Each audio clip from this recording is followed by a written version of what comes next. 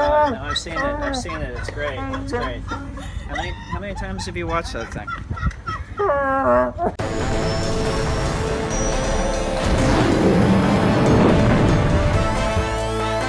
This week on the Star Wars Show, Andy sits down with Chewbacca mom Candace Pain. We hit the streets of San Francisco for some Star Wars impressions and much, much more. Now, from the Lucasfilm headquarters, it's the Star Wars Show.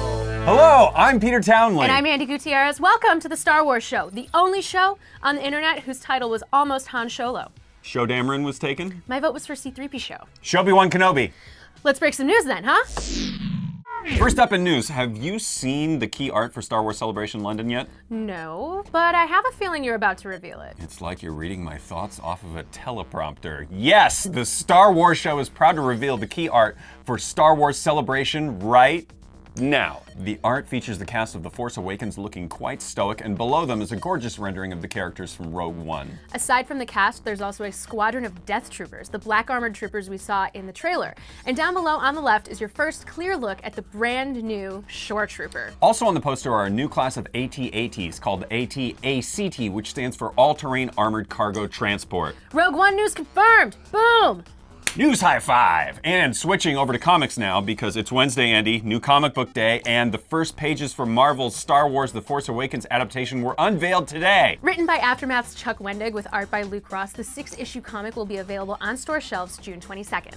Speaking of TFA, the Force Awakens soundtrack is being re-released on a special vinyl album that features, get this, a hologram projection of the Millennium Falcon on one side and a TIE fighter on the other. We're living in the future, Andy! These super cool holograms are created through a series of etchings that, when exposed to light from above, reveal the image while the record is playing. Pre-orders for the album are available right now with a limited number of copies available for purchase at Star Wars Celebration in London. Shifting gears to these cool bands Peter and I are wearing, Ashley Eckstein from Star Wars Rebels and Clone Wars is kicking off the latest Kid Power mission with UNICEF and Force for Change. Each Kid Power band helps you deliver food packages to children in need, and this year they're adding the stylish Green Band as well. You can find out more about the campaign and get one of these fancy new Kid Power bands by visiting unicefkidpower.org. Finally, by now you're no doubt one of the tens of millions of people who saw Candace Pain's video on Facebook of her laughing in a Chewbacca mask. She's been everywhere this week. Good Morning America, riding bikes at Facebook, and now she's here at Lucasfilm. But before I sit down with her in the studio, we hit the streets of San Francisco to see if anyone can do a decent Chewbacca impression.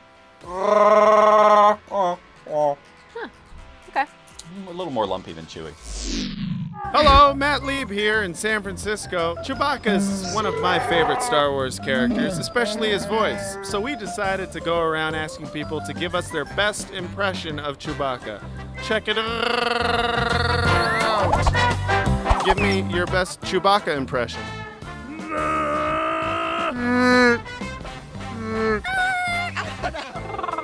Yeah. I can't. That sounded like just a hamster caught in like a bear trap.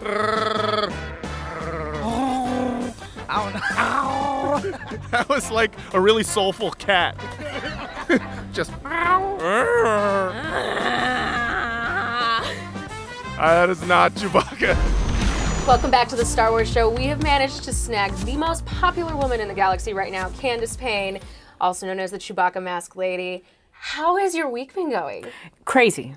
Yeah, of course. Crazy. One word, crazy. I still don't even believe I'm in my body sometimes. Like I'm walking around going, okay, this is real and I need to breathe in, breathe out, and enjoy every minute. Yeah. Is this your first time in San Francisco? Absolutely. So you got to come and see Lucasfilm, Into the Heart of the Beast. What was your favorite part of the tour that we just went on? Okay, I loved the painted map in E.T. Oh, yeah. It just brings you back to nostalgia and your childhood. I'm telling you, Lucasfilm has done something remarkable to where it's brought story into sci-fi, and it makes me drawn to it on a heart level to where I love the characters, and you feel, man, this can't even exist, but yet I feel like it does, and I need to protect it and shield it and save it and sometimes hug it, you know? And sometimes just shout it from the rooftop. Yes!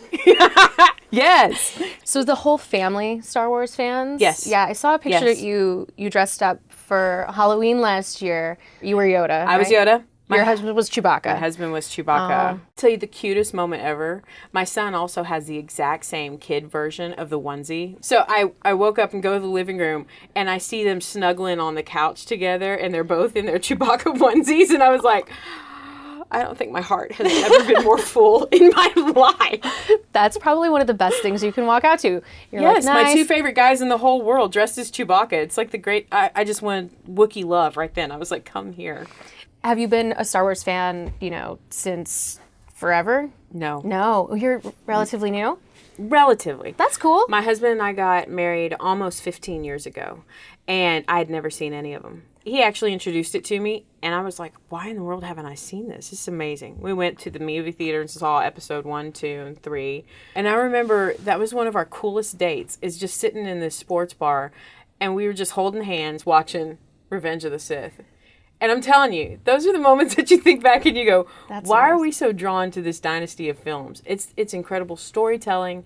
It's incredible imagination. It makes you feel like a kid, but it also makes you get wrapped in a saga like never before. I mean, this has been a crazy, crazy whirlwind for you. In all honesty, when the lights go, when this experience ends, the thing I'm going to remember most is a moment that happened in my kitchen on Friday when it broke about 30 million views.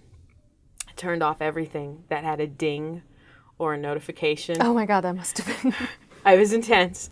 I had to be very intentional to not look. And I just got face down on my kitchen floor. And I said, thank you, God. I don't know what's happening right now, but thank you. Well, thank you so much for coming by and spending some time with us. It was an absolute pleasure to meet you. And Seriously. we wish you all the best. My pleasure. Studio got decorated pretty quickly. We use the Force. It's not how the Force works. It is. Okay. Last week, we asked you to send us your Star Wars themed cakes to help celebrate the 39th anniversary of the release of A New Hope, and you did not disappoint. We got pictures of BB cakes, Yoda cakes, R2 cakes, Millennium Falcon cakes. There was a Sarlacc pit cake with Boba Fett falling into it, and even a couple of Death Star cakes. Which inspired us to get our own Death Star cake to not only celebrate the 39th anniversary of Star Wars, but Frank Oz's birthday, Peter Mayhew's birthday, and the maker himself, George Lucas's birthday. Thank the maker. Yeah. But wait, there's more. We even have our own celebrity guest cake cutter. Please welcome to the Star Wars show from down the hall at Industrial Light and Magic, special effects pioneer and original Star Wars crew member, Dennis Murin. Thank you. Welcome to the show, Dennis. Yeah, nice place here. Thank you. Dennis, do you think you could stop by again next week for an interview on the couch? If fans can ask me questions, sure. So that means you can tweet your questions for Dennis using the hashtag Star Wars Show Asks, or leave them in the comments below, and Dennis might just answer them next week. And as always, remember to like the video, subscribe to our channel, follow us on Twitter, Facebook, and Instagram. And for more Star Wars, check out StarWars.com. See you next week.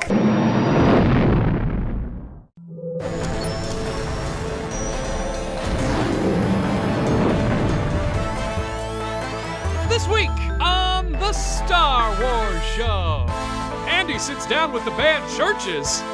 We take a trip to Japan.